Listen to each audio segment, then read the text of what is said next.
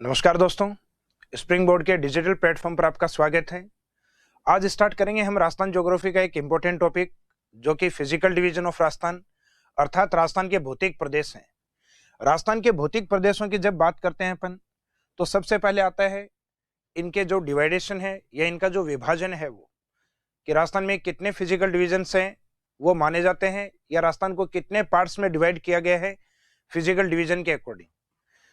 तो राजस्थान में सामान्यतः अपन पढ़ते हैं राजस्थान के जो फिजिकल डिवीजन्स हैं वो 4 भागों में बटे हुए हैं, जिनका जो मेन बेसिस है या जो मुख्य आधार है वो रिलीफ फीचर्स एंड क्लाइमेट को माना गया है। यानी इन दो बेस पे राजस्थान को 4 भौतिक प्रदेशों में बांटा गया है।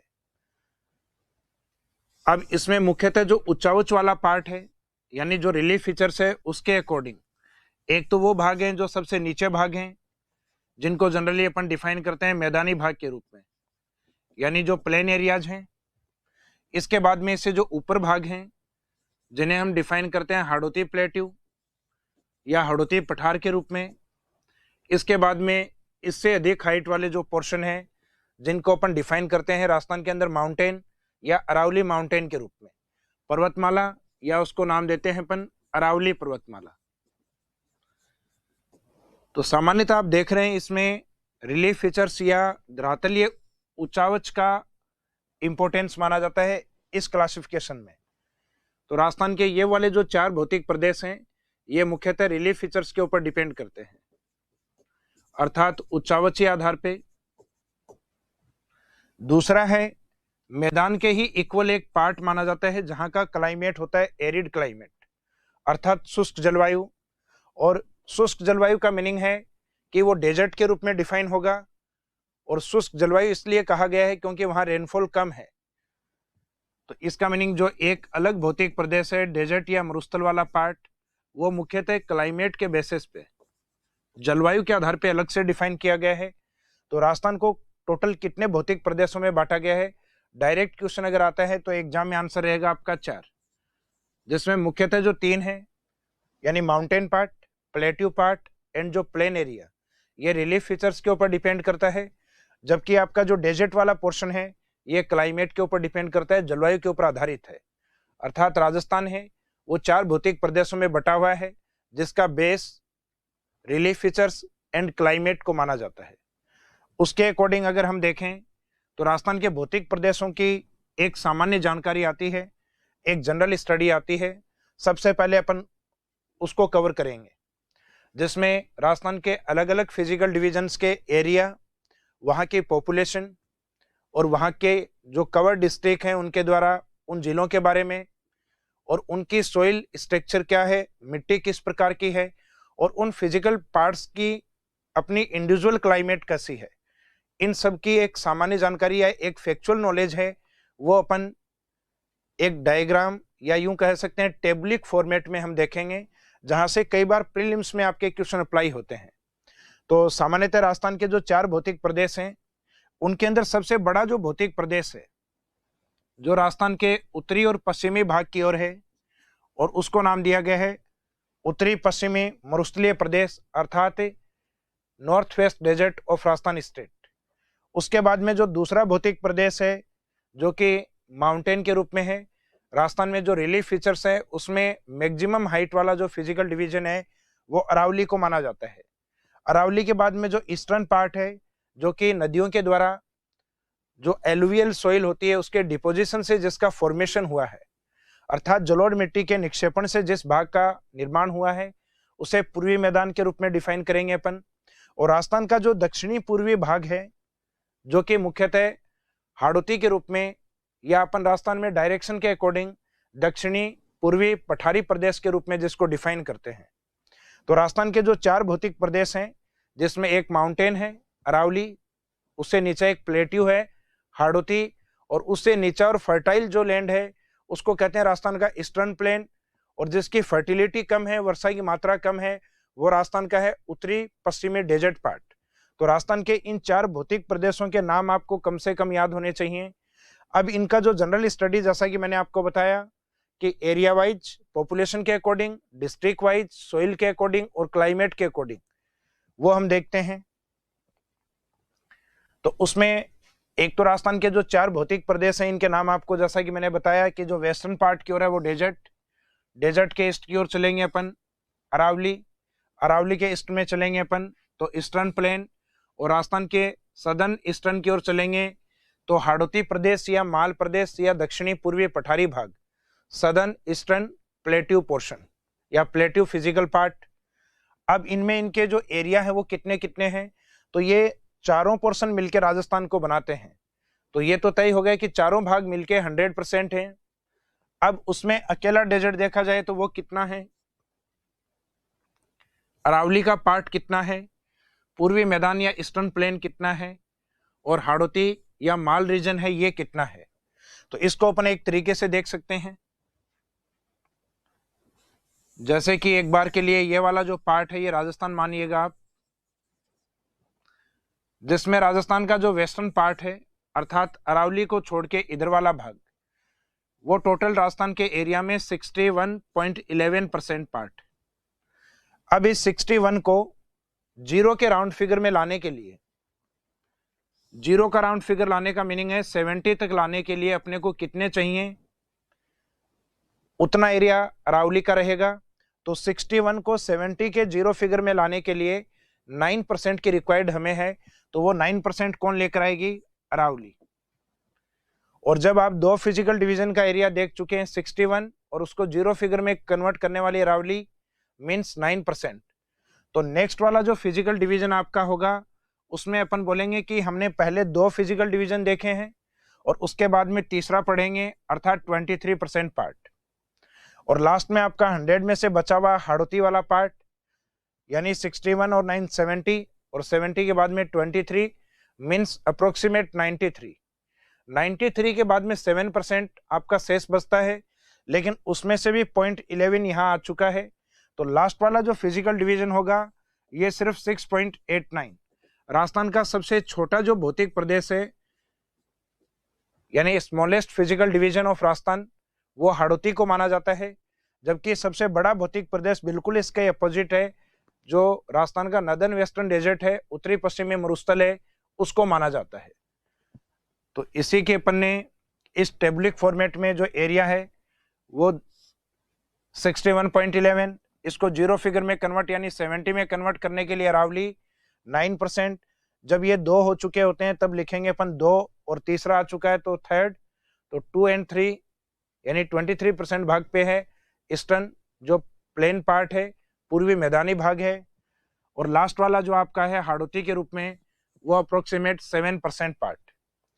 उसके बाद में पॉपुलेशन या यहाँ की जनसंख्या के ऊपर बात होती है, तो आगे वाले जो दो पोर्शन है वो कहते हैं हमें एरिया में केवल आप लोगों ने 30% दिया जबकि आप लोगों ने इधर वालों ने 70 लिया है।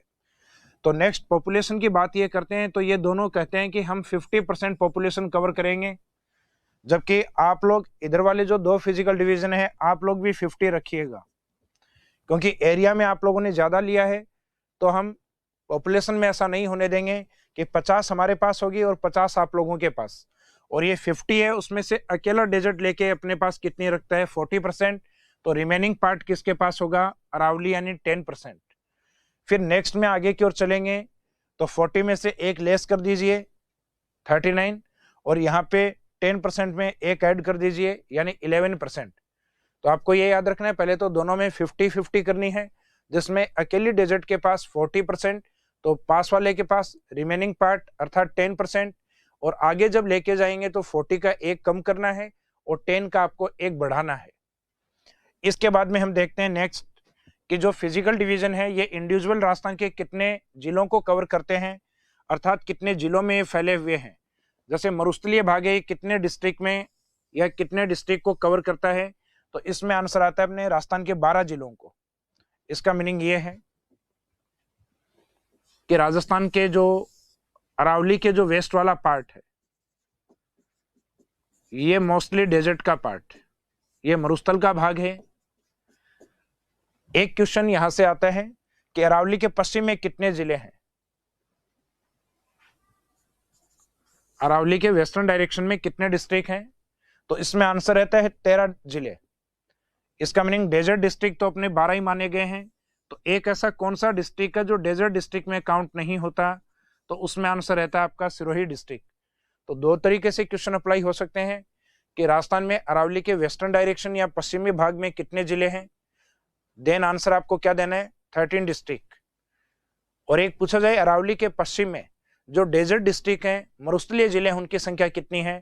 इसका मीनिंग उन 13 डिस्ट्रिक्ट में 13 डिस्ट्रिक्ट में ओनली 1 डिस्ट्रिक्ट सिरोही है जो डेजर्ट के पार्ट में काउंट नहीं होता, अर्थात मरुस्थलीय जिलों में आएंगे केवल 12, और अरावली के वेस्टर्न डायरेक्शन में आंसर आपका क्या रहेगा, 13 या 13।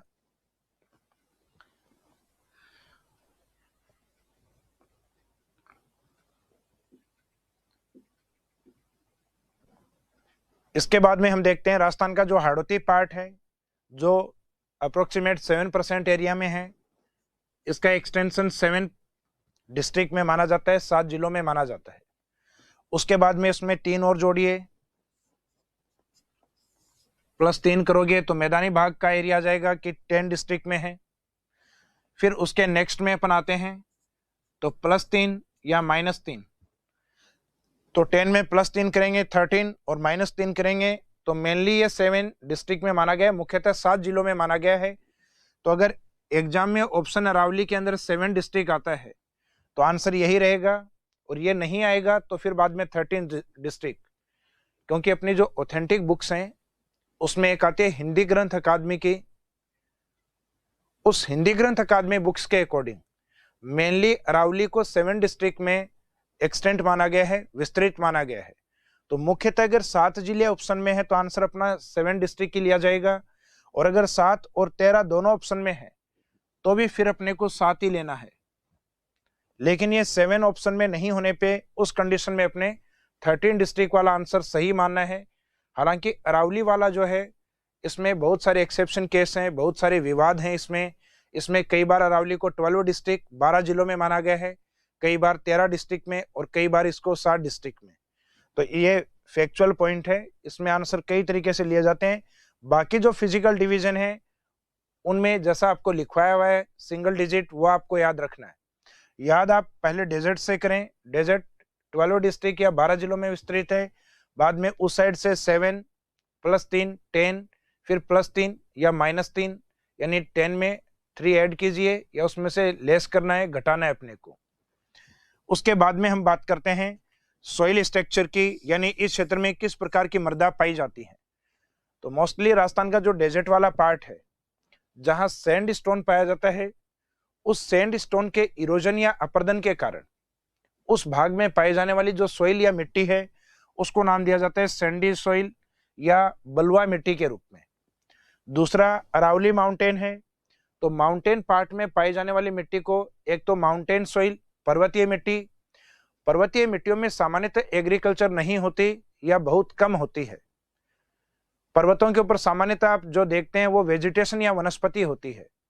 तो इन क्षेत्रों में वन अधिक पाए जाने के कारण उस सॉइल को अपन फॉरेस्ट सॉइल के नाम से या वन्य मिट्टी के नाम से भी डिफाइन करते हैं। तो अरावली के ऊपर पाई जाने वाली जो मिट्टी है ये अपने आप में माउंटेन और फॉरेस्ट सॉइल के रूप में डिफाइन होती है, अर्थात पर्वतीय मिट्टी और वन्य मिट्टी के रूप में।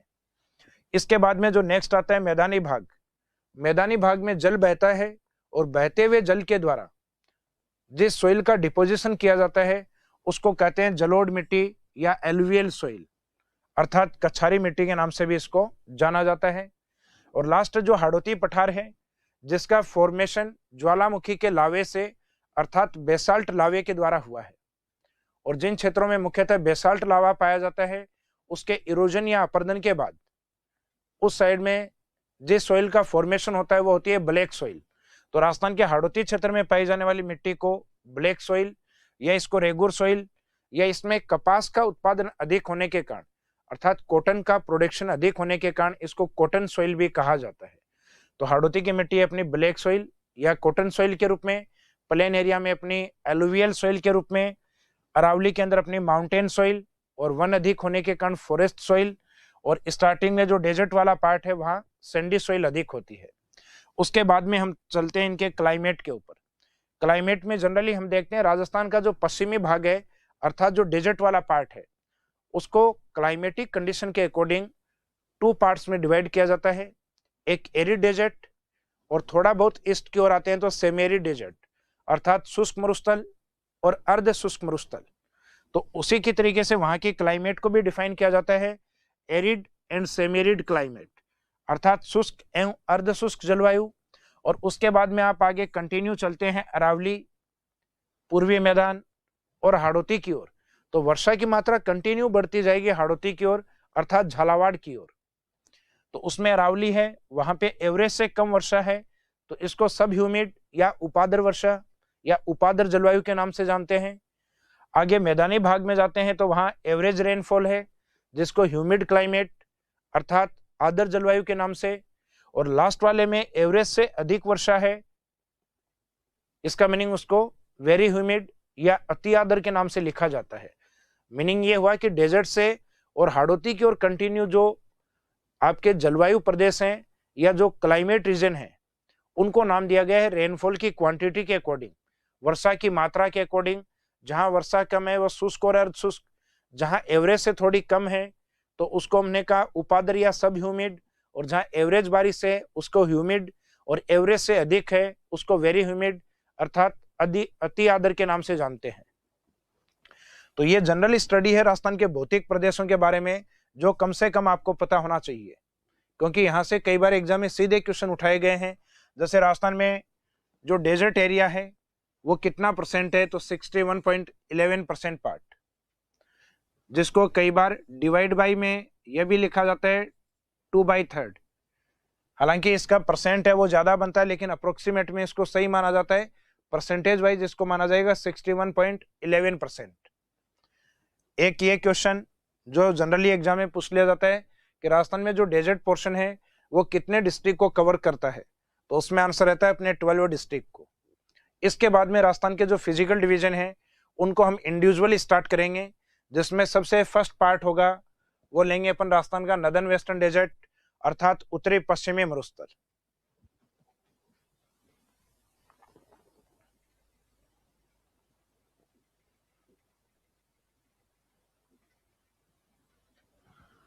तो राजस्थान के फिजिकल डिवीजन में फर्स्ट पार्ट है नॉर्थ वेस्ट डेजर्ट उत्तरी पश्चिमी मरुस्थल। तो इसमें फर्स्ट लाइन तो इस डेजर्ट को किस नाम से हम जानते हैं, तो राजस्थान के उत्तरी पश्चिम की ओर जो मरुस्थल है उसको इंडियन ज्योग्राफी में जनरली हम कहते हैं great desert of India, Bharat का महान मरुस्थल। और इसको राजस्थान के अकॉर्डिंग डिफाइन करते हैं थार डेजर्ट के नाम से। तो सामान्य तौर पे अगर पूछा जाए कि इस मरुस्थल को क्या कहा जाता है, तो इसका जो नाम होगा वो रहेगा थार डेजर्ट। तो Rajasthan desert region is known as Thar desert.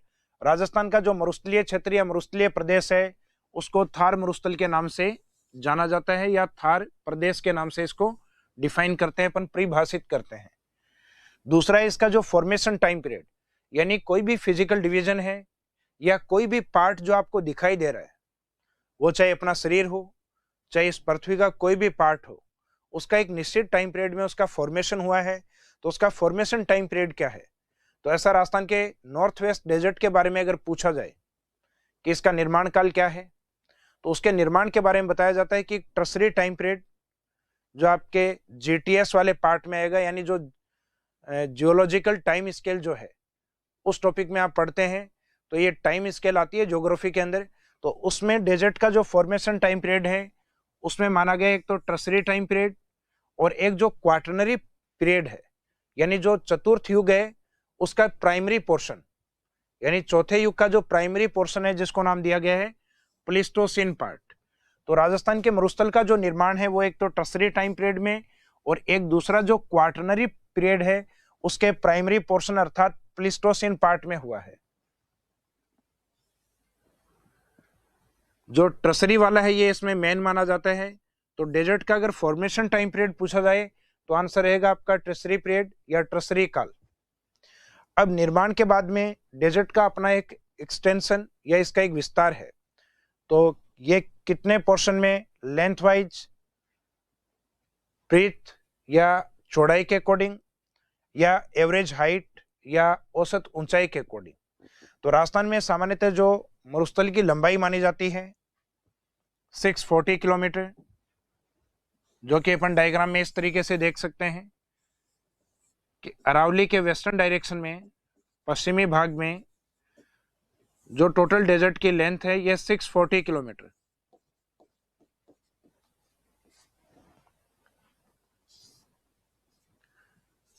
और इसकी जो चौड़ाई है, ब्रीथ है, वो माना जाता है अप्रोक्सीमेट इसका हाफ, अप्रोक्सीमेट हाफ।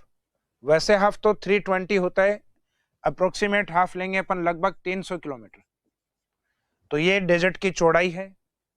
और डेजर्ट का जो एवरेज हाइट है, औसत ऊंचाई है, वो माना जाता है 200 से 200 टू 300, ये डिजिट है, ये मीटर में रहता है। और इसको भी फिर वापस इसका भी एवरेज निकाल के अपन बोल सकते हैं 250 मीटर्स में। तो राजस्थान का जो डेजर्ट है उसकी औसत ऊंचाई या जो एवरेज हाइट है वो 250 मीटर्स है, या स्केल में बोलें तो 200 से 300 मीटर के बीच में है।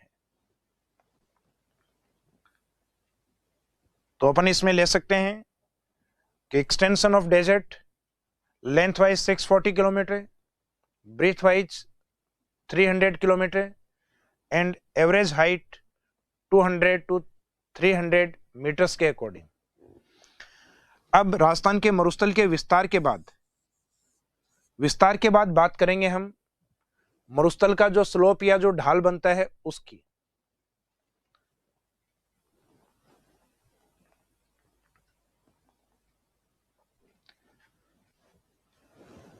स्लोप ऑफ डेजर्ट, मरुस्थल का ढाल। तो मरुस्थल के ढाल का मीनिंग है कि राजस्थान का जो डेजर्ट वाला पोर्शन है उसमें ड्रेनेज सिस्टम आपका किस डायरेक्शन में जाता है। ड्रेनेज सिस्टम यानी हमारे यहाँ की जो नदियां हैं या हमारे यहाँ का जो अपवाह तंत्र है वो किस तरीके से बहता है, उसके अकॉर्डिंग इसको डिफाइन किया जाता है। तो आमतौर पे अपन देखते हैं राजस्थान के अंदर बहने वाली जो रिवर्स हैं, जिसमें मुख्यतः टारगेट करेंगे जो नॉर्थ और वेस्ट की ओर बहने वाली प्रमुख नदियां हैं उनको, यानी उत्तर पश्चिम की ओर बहने वाली जो मेन रिवर्स हैं, जिसमें अरावली से निकलने वाली एक रिवर है जो इस साइड में गुजरात की ओर जाती है जिसका नाम है लूनी रिवर, या इस साइड में जो हिमालय रेंज या हिमालय श्रेणी है उसमें सदर्न पार्ट में है शिवालिक। शिवालिक रेंज से राजस्थान की ओर आने वाली और पाकिस्तान की ओर जाने वाला जो रिवर है उसका नाम है घग्गर रिवर। तो इन रिवर्स को अगर आप लेके एक साइड में और उनको अगर डिवाइड करके देखें डायरेक्शन वाइज, तो राजस्थान का जो स्लोप है ये आपको पता लग जाएगा डेजर्ट की ओर north east to south west, यानी ढाल है इसका वो उत्तर पूर्व से और दक्षिण पश्चिम की ओर है।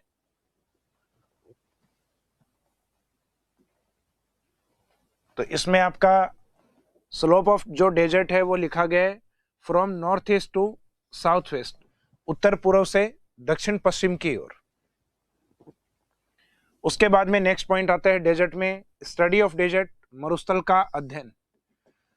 तो जनरली अपन मरुस्थल का जब अध्ययन करते हैं तो हम देखते हैं कि इसमें दो तरीके की क्लाइमेटिक कंडीशन होती हैं। एक तो राजस्थान के बिल्कुल पश्चिम में जब आप जाते हैं तो वहां पे वर्षा की मात्रा बहुत कम है, जहां सामान्यतः सैंड ड्यून अर्थात बालूकाई स्तूप आपको देखने को मिलते हैं। लेकिन उससे थोड़ा आप ईस्ट की ओर आते हैं अर्थात अरावली के जस्ट वेस्ट की ओर, अरावली के पश्चिम की ओर, राजस्थान के पश्चिम की ओर नहीं, अरावली के जस्ट वेस्ट की ओर, तो वो वाला पोर्शन होता है आपका सेमी एरिड डेजर्ट अर्थात अर्ध शुष्क मरुस्थल। तो डेजर्ट को मेनली 2 पार्ट्स में डिवाइड किया जाता है और उसमें बेस लिया जाता है रेनफॉल या वर्षा की मात्रा को। तो डेजर्ट डिवाइडेड इनटू 2 पार्ट्स।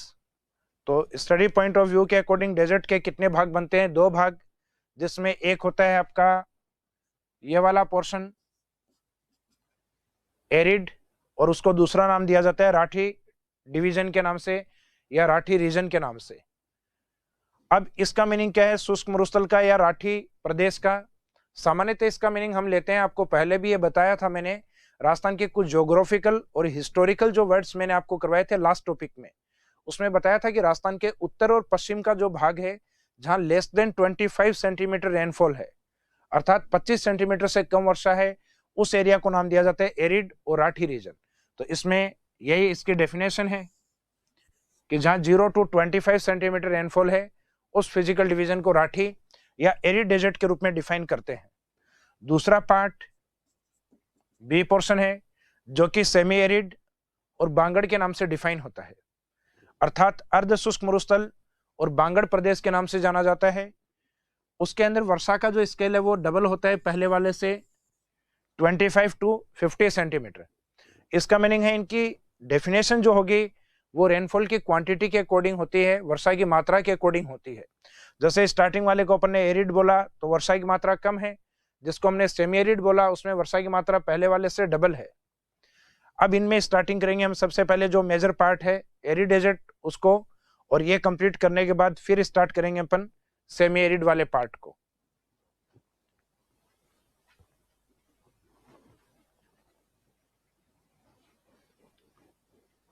तो सामान्यतः जो 25 सेंटीमीटर आइसो हाइट यानी जो समवर्षा रेखा है वो राजस्थान के डेजर्ट को टू पार्ट्स में डिवाइड करती है। एक तो एरिड डेजर्ट एरिया और दूसरा होता है सेमी एरिड डेजर्ट या बांगर्ड रीजन। बांगर या बांगर्ड रीजन के नाम से इसको डिफाइन करते हैं। बांगर्ड रीजन वाला जो पार्ट है ये 25 से लेके अरावली तक अर्थात 50 सेंटीमीटर के बीच लोकेटेड माना जाता है, के मध्य स्थित माना जाता है। तो इसमें नीचे एक लाइन आपके लिखी हुई है कि 25 सेंटीमीटर जो रेनफॉल है या जो आइसो हाइट्स है ये राजस्थान के डेजर्ट पार्ट को टू पार्ट्स में डिवाइड करती है। हालांकि ये जो दोनों पार्ट्स हैं एरिड और सेमी एरिड पार्ट ये दोनों इक्वल नहीं होते, अर्थात इन दोनों का एरिया एक जैसा नहीं है। इसमें जो एरिड डेजर्ट वाला पोर्शन है उसका एरिया ज्यादा माना जाता है, जबकि जो सेमी एरिड वाला जो पार्ट है हालांकि ये देखने में आपको ज्यादा लग रहा है क्योंकि इसके 4 पार्ट्स हैं, जबकि सामान्यतः इसका जो एरिया है ये एरिड डेजर्ट की तुलना में कम होता है। तो इसमें लिखा है अपन ने कि मरुस्थल को 2 भागों में बांटती है कौन, 25 सेंटीमीटर आइसो हाइट्स, और वो 2 भाग कौन से हैं, arid and semi arid part, शुष्क और अर्ध शुष्क भाग। तो इसके डेफिनेशन अगर पूछी जाए 25 सेंटीमीटर आइसो हाइट की तो इसका मीनिंग रहेगा it divides the desert into 2 parts which are dry desert and semi arid desert के रूप में।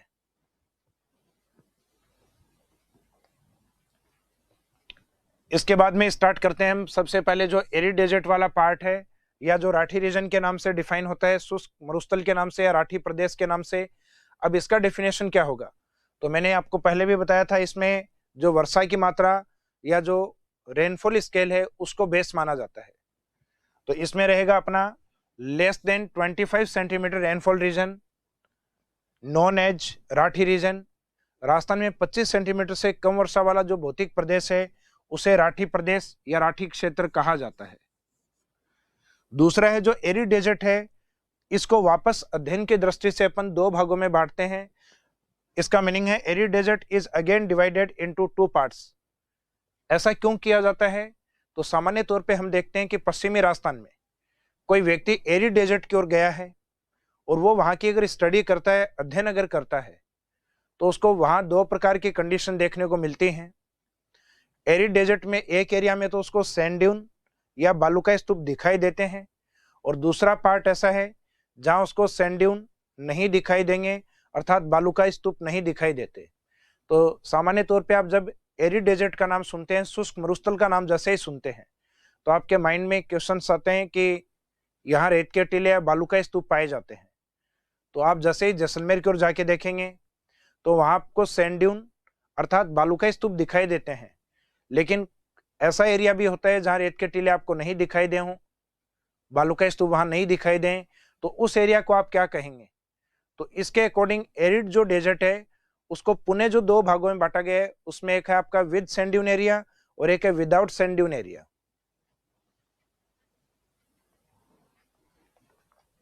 तो एरिड डेजर्ट को या शुष्क मरुस्थल को अगर हम टारगेट करते हैं तो इसको वापस अध्ययन के अकॉर्डिंग 2 भागों में डिवाइड किया है, जिसमें एक विदाउट सैंड ड्यून जिसको कहते हैं बालू का स्तूप मुक्त एरिया, अर्थात जहां रेत के टीले नहीं पाए जाते।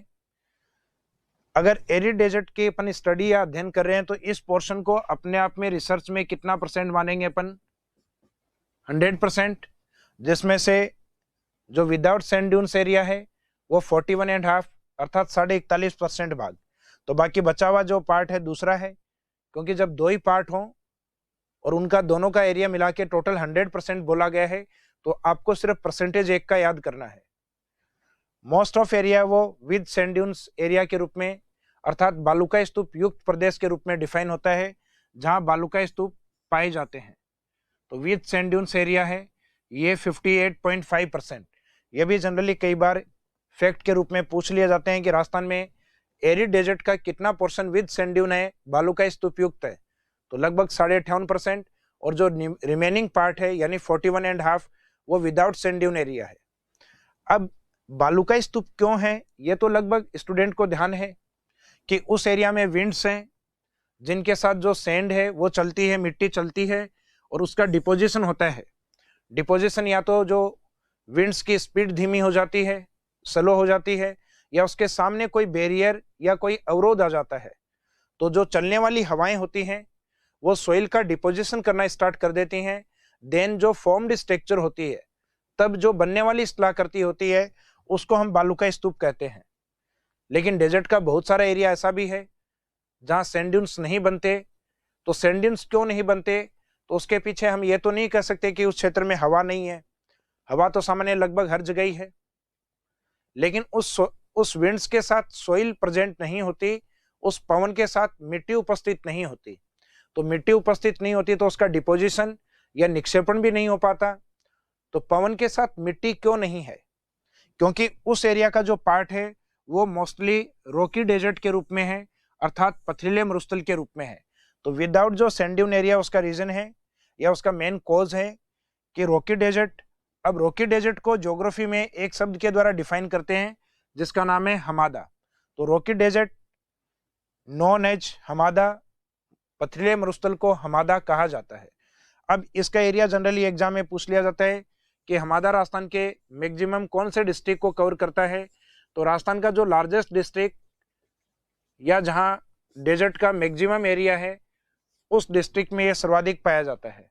हालांकि जैसलमेर इतना बड़ा है कि वहां विदाउट सैंड ड्यून एरिया अर्थात हमादा और रॉकी डेजर्ट भी मैक्सिमम है, और वहां पे राजस्थान में सैंड ड्यून वाला जो पार्ट है वो भी मैक्सिमम माना जाता है।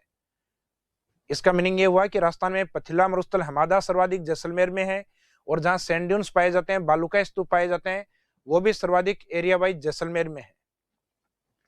तो इसके मेन एरिया कौन कौन से हैं, यहां से आपके मेंस में एग्जाम में क्वेश्चन अप्लाई हो सकता है हमादा के ऊपर, 15 वर्ड्स या 15 शब्दों के ऊपर हमादा को डिफाइन करना हो तो इसका मीनिंग क्या होगा। तो डेफिनेशन आपकी वहां से होगी कि एरिड डेजर्ट का जो पार्ट है उसमें जो रॉकी डेजर्ट है उसको हमादा कहा जाता है। तो in arid desert part rocky desert is known as hamada, और उसका जो एक्सटेंट एरिया या विस्तार का जो क्षेत्र है वो मुख्यतः आपका जैसलमेर, बाड़मेर और जोधपुर वाला पार्ट माना जाता है। तो इसमें हमादा वाला जो पार्ट है उसके बारे में एरिया लिखा गया है, मैक्सिमम जैसलमेर, सर्वाधिक जैसलमेर, उसके बाद में बाड़मेर और जोधपुर। जैसलमेर में कुछ विशेष एरिया इसमें इंडिकेट किए गए हैं, जैसे एक तो आपका न्यूक्लियर टेस्ट वाला पार्ट पोखरन, एक आता है इसमें लोदरवा, उसके बाद में एक आता है रामगढ़।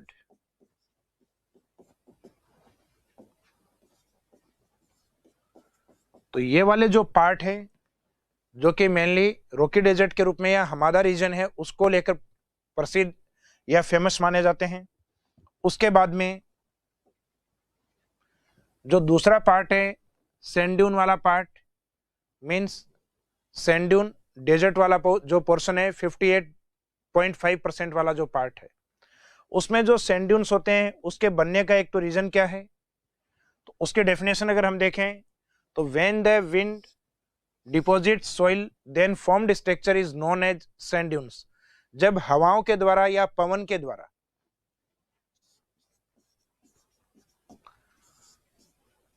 मिट्टी या सोइल का डिपोजिशन किया जाता है, मिट्टी का निक्षेपण किया जाता है,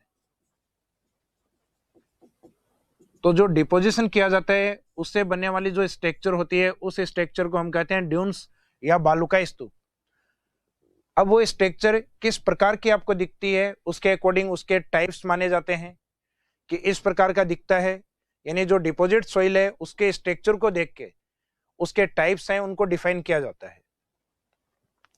एक आप ये ध्यान रखें कि बालुकाई स्तूप बनते हैं, लेकिन ये मैक्सिमम किस एरिया में बनते हैं, जैसा कि मैंने आपको बताया कि पत्थर वाला जो डेजर्ट है हमादा वो जैसलमेर में है, और जैसलमेर काफी बड़ा होने के कारण यहाँ पे सैंड ड्यून भी मैक्सिमम है, अर्थात पत्थर वाला मरुस्थल भी अधिक है, और रेत वाला जो बालुकाई स्तूप है वो भी यहाँ सर्वाधिक है। तो इसी में नेक्स्ट लाइन यही है, in Rajasthan this sand dune maximum in Jaisalmer, यानी राजस्थान में जो बालू का स्तूप है वो सामान्यतः किस एरिया में पाए जाते हैं अधिक, जैसलमेर की ओर। और ऑल टाइप सैंड ड्यून्स की बात अगर हो, यानी सभी प्रकार के बालू का स्तूप की अगर बात हो, तो ऑल टाइप सैंड ड्यून्स आपको देखने को मिलेंगे जोधपुर में।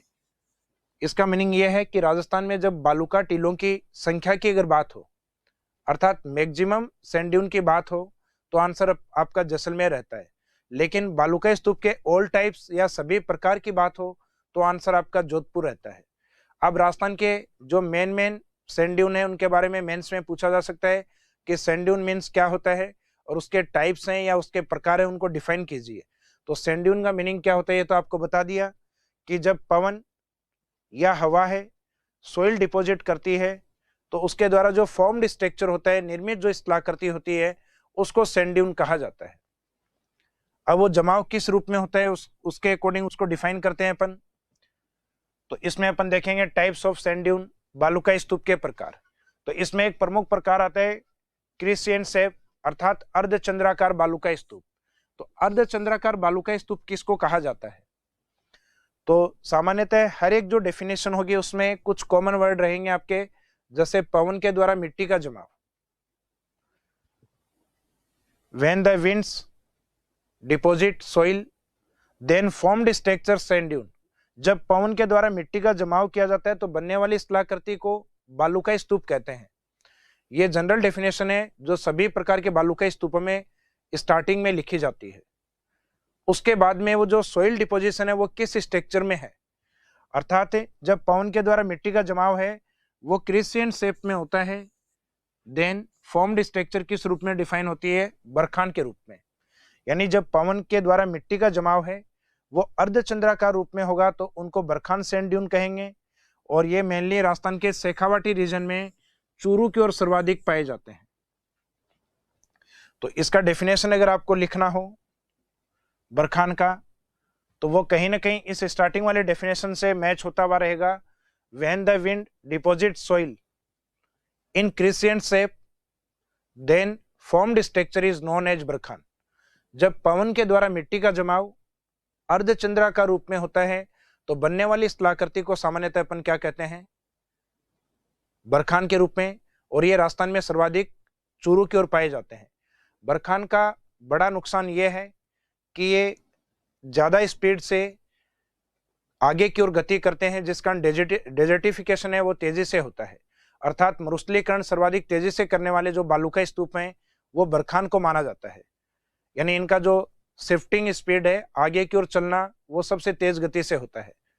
और राजस्थान में इस प्रकार के जो बालू का स्तूप है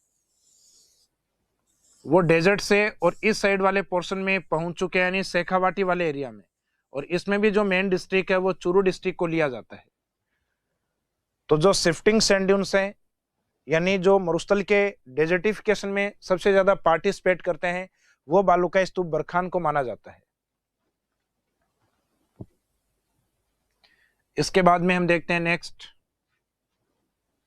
बरखान जनरली इस प्रकार का स्ट्रक्चर होता है जिसमें इस साइड वाला जो पार्ट है, जिस साइड से अपने विंड्स आती है, ये थोड़ा ऊंचा उठा हुआ भाग होता है जिसको सामान्यतः अपन क्या बोलते हैं, उत्तल भाग।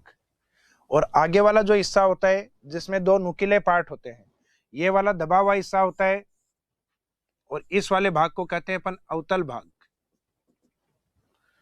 और इसे डायग्राम को आप इस तरीके से भी देख सकते हैं, जैसे विंड डायरेक्शन ये होती है, तो बरखान का जो नुकीला भाग या जो इसकी आर्म्स होती हैं, इसकी जो भुजाएं होती हैं, वो विंड डायरेक्शन में ही होती है इस साइड में। और आगे वाला जो पोर्शन है ये दबा हुआ भाग होता है, जबकि विंड डायरेक्शन की ओर से भाग इसका उठा हुआ होता है। और इसकी जो टोटल चौड़ाई है, इसकी जो टोटल ब्रीथ है, वो मानी जाती है 100 to 200 मीटर्स के आसपास। और इस सैंड ड्यून्स की जो हाइट ली गई है, अर्थात इसका ये जो ऊंचा उठा हुआ भाग है, ये माना जाता है 10 to 20 मीटर्स। यानी इसकी चौड़ाई वाले पोर्शन में से अगर आप एक एक जीरो निकालते हैं तो बचेगा आपका 10 और 20 मीटर्स। तो हाइट है 10 से 20 मीटर और इसकी चौड़ाई है 100 से 200 मीटर के आसपास। इसके बाद में हम देखते हैं सैंड ड्यून के जो अदर टाइप्स हैं, जिसमें सेकंड है ट्रांसवर्स सैंड ड्यून अर्थात अनुप्रस्थ बालू का स्तूप। तो अनुप्रस्थ बालू का स्तूप में भी वही है, जब पवन के द्वारा सोइल का डिपोजिशन होता है, मिट्टी का निक्षेपण होता है, तो निक्षेपण इसलिए या इस तरीके से होता है कि उसके सामने कोई बैरियर आता है, विंड डायरेक्शन के राइट एंगल पे कोई बैरियर आता है, अवरोध आता है, और उस अवरोध के पास में मिट्टी का जमाव होता है जो कि विंड डायरेक्शन के राइट एंगल पे माना जाता है।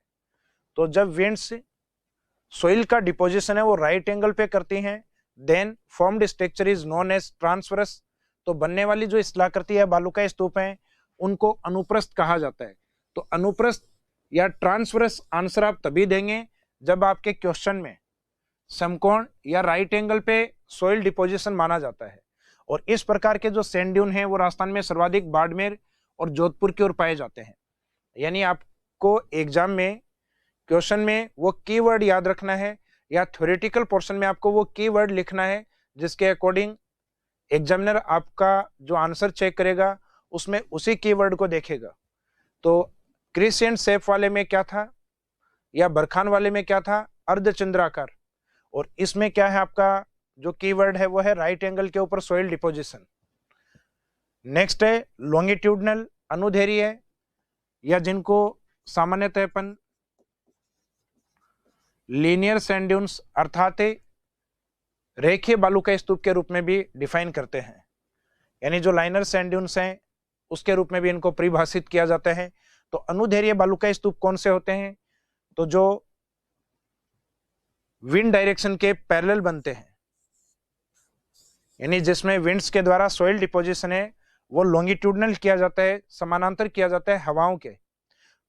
Then formed structure is known as liner या लीनियर सैंड ड्यून्स और लॉन्गिट्यूडनल सैंड ड्यून्स, और ये मैक्सिमम राजस्थान के जैसलमेर डिस्ट्रिक्ट में पाए जाते हैं। तो इसमें कीवर्ड रहेगा आपका पैरेलल या लॉन्गिट्यूडनल। तो हर एक सैंड ड्यून है उसमें अभी तक अपन ने कुछ न कुछ कीवर्ड देखा है, जैसे क्रिसेंट शेप है वो डिफाइन होते हैं बरखान के रूप में, जिसमें सोइल डिपोजिशन है वो राइट एंगल पे होता है तो उसको डिफाइन करते हैं अपन ट्रांसवर्स के रूप में, और जिसमें विंड्स के द्वारा सोइल डिपोजिशन विंड डायरेक्शन के पैरेलल होता है उसे हम डिफाइन करते हैं लॉन्गिट्यूडनल के रूप में। यानी यहाँ सिर्फ कीवर्ड रखे हुए हैं, उसके अकॉर्डिंग आपको डेफिनेशन लिखना चाहें तो पवन के द्वारा मिट्टी का जमाव समानांतर या पैरेलल होता है तो उसको रेखीय कहा जाता है, रेखीय बालू का स्तूप कहा जाता है, जो राजस्थान में सर्वाधिक जैसलमेर की ओर है। इसके बाद में हम देखते हैं नेक्स्ट, जो अनुप्रस्थ बालू का स्तूप होता है वो कुछ इस तरीके का होता है, राइट एंगल पे बनने वाला यानी समकोण पे बनने वाला,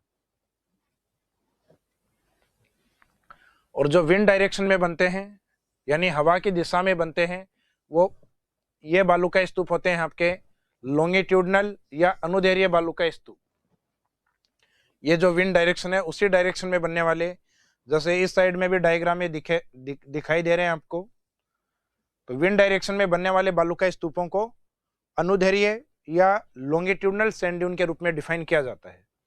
इसके बाद में आता है next point, star type sand dune अर्थात तारानुमा बालू का स्तूप। तो जो तारानुमा बालू का स्तूप है वो आता है मुख्यतः अपने जैसलमेर वाले पार्ट की ओर, और राजस्थान के नदन पार्ट में जो डिस्ट्रिक्ट है गंगानगर उसका एक पार्ट आता है सूरतगढ़। उस सूरतगढ़ वाले पार्ट के पास जब इरेगुलर विंड्स यानी अस्थायी पवनें या अनिश्चित हवाएं चलती हैं, यानी जिनके चलने की डायरेक्शन या दिशा फिक्स नहीं होती, उसको कहा जाता है अनिश्चित हवाओं के द्वारा, या जो जिनकी दिशाओं में परिवर्तन होता है, या अनियमित हवाएं। तो वो अनियमित हवाएं इस प्रकार का सोइल डिपोजिशन करती हैं जिसमें 3 और मोर देन 3 आर्म्स होती हैं, जिसमें 3 या 3 से अधिक भुजाएं होती हैं। तो जो फॉर्म्ड स्ट्रक्चर होता है या बनने वाली स्थलाकृति होती है उसको तारानुमा बालू का स्तूप कहा जाता है। मीनिंग ये हुआ कि इस प्रकार का कोई बालू का स्तूप जिसमें आपको 3 भुजाएं दिखाई देती हैं वो स्टार टाइप सैंड ड्यून्स के रूप में डिफाइन किया जाएगा। तो इसके डेफिनेशन है, star type sand dune mostly located in sandy desert, मुख्यतः तारानुमा बालू का स्तूप होते हैं रेतीले मरुस्थल में स्थित हैं। It is formed by irregular winds, जो कि अनियमित हवाएं यानी कभी इस साइड से विंड्स डायरेक्शन होती है, कभी इस साइड से और कभी इस साइड से, यानी हवाओं की जो डायरेक्शन है वो निश्चित नहीं होती, इरेगुलर विंड्स मानी जाती है, अनियमित हवाएं मानी जाती हैं। और फिर बनने वाला जो स्ट्रक्चर होता है उसमें 3 और मोर देन 3 आर्म्स मानी जाती हैं। तो इसमें आप वो भी आगे लिख सकते हो कि इसमें 3 या 3 से अधिक भुजाएं होती हैं। तो arms of star type sand dune 3 और मोर, यानी 3 या 3 से अधिक उसकी भुजा मानी जाती हैं। उसी को अपन किस रूप में डिफाइन करेंगे? स्टार ड्यून्स के रूप में। और इस प्रकार के जो बालू स्तूप हैं mostly in Jaisalmer and Suratgarh part of Shri Ganganagar.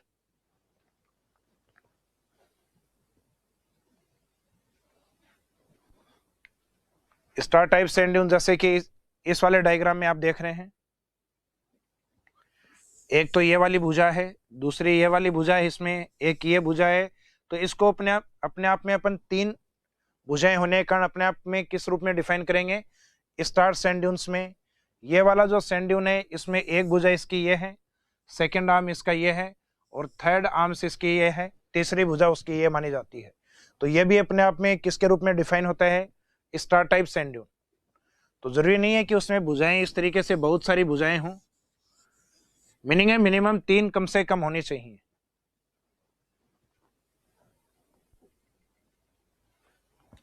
Next आता है पैराबोलिक। तो पैराबोलिक सैंड ड्यून का मीनिंग ये होता है,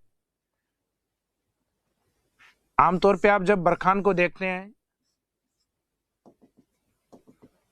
तो उस बरखान का बिल्कुल अपोजिट डायरेक्शन होता है इस प्रकार का सैंड ड्यून।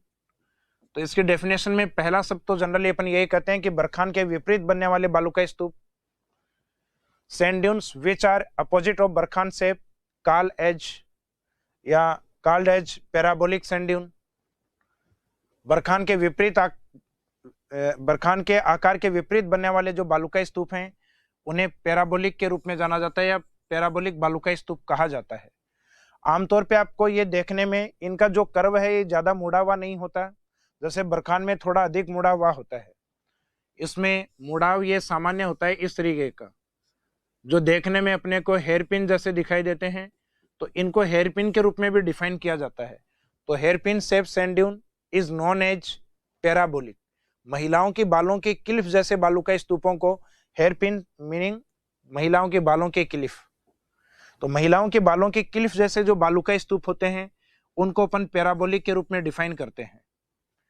तो जो जनरली महिलाएं इस तरीके की जो क्लिफ लगाती हैं सर में, जो टिक टेक वाली जो होती हैं, तो उनको अपन डिफाइन करेंगे अपन पैराबोलिक के रूप में।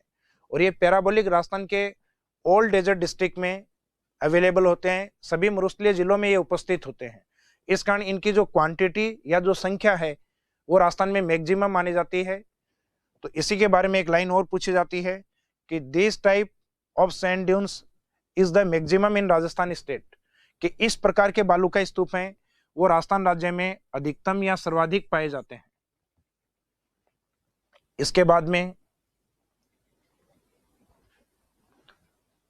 ये इस प्रकार की स्ट्रक्चर है, ये है आपका पैराबोलिक, ये इसको परवलयिक के नाम से भी जाना जाता है। इसके बाद में नेक्स्ट है सिर्फ सैंड ड्यून्स, अर्थात सिर्फ प्रकार के बालू का स्तूप, जिनका निर्माण सामान्यतः जो बरखान का फॉर्मेशन होता है, अर्थात बरखान का जब निर्माण होता है उस दौरान 2 प्रकार के चेंज या 2 प्रकार के परिवर्तन अपने को देखने को मिलते हैं कि एक तो विंड डायरेक्शन चेंज हो जाती है, पवन की दिशा परिवर्तित हो जाती है, और पवन की जैसे ही दिशा परिवर्तित होती है तो इस सैंड ड्यून का एक पोर्शन है वो आगे की ओर शिफ्ट हो जाता है, यानी वन आर्म आगे की ओर एक्सटेंड करती है, एक भुजा आगे की ओर बढ़ती है, और एक भुजा का विकास इसमें या उसका डेवलपमेंट इसमें नहीं हो पाता। तो जैसे इस प्रकार का स्ट्रक्चर बन जाता है, और इस स्ट्रक्चर को अपन किस नाम से जानते हैं? इसे सिर्फ सैंड ड्यून के रूप में डिफाइन करते हैं। तो सिर्फ का जो डेफिनेशन होगा उसमें एक तो रहेगा विंड डायरेक्शन में चेंज होना, और दूसरा होगा वन आर्म या एक भुजा का आगे की ओर विस्तार होना। तो इसकी डेफिनेशन देखें, बरखान के निर्माण के दौरान जब पवन की दिशा में परिवर्तन होता है, अर्थात विंड डायरेक्शन में जब चेंज होता है, तो बरखान की एक भुजा आगे की ओर बढ़ जाती है तो निर्मित संरचना को अपन शिफ्ट कहते हैं, meaning when is change in direction of winds during formation of barchan, then barchan one arms get extend, then formed structure is known as shift. तो जब बरखान के निर्माण के दौरान उसका जो विंड डायरेक्शन है वो चेंज हो गया, अर्थात इसमें ये वाला जो पार्ट है change in direction of wind, ये वाला एक तो इंपॉर्टेंट है। उसके बाद में दूसरा पार्ट है वन आर्म गेट एक्सटेंड, कि उसकी एक भुजा आगे की ओर बढ़ेगी। तो उसी स्ट्रक्चर को बाद में लास्ट में हम किस रूप में डिफाइन करेंगे, शिफ्ट सैंड ड्यून के रूप में।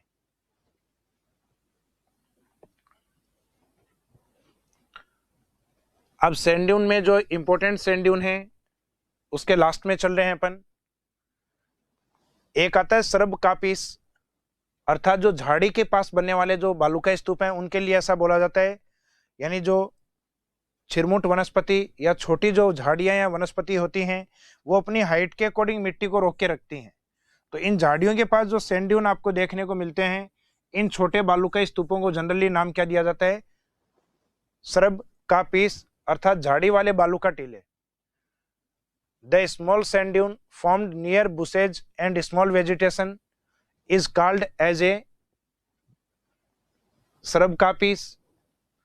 झाड़ी व छोटी वनस्पति के पास बनने वाले जो छोटे बालू का स्तूप होते हैं, यानी जो स्मॉल सैंड ड्यून्स के रूप में होते हैं, उनको कहा जाता है सरब का पीस।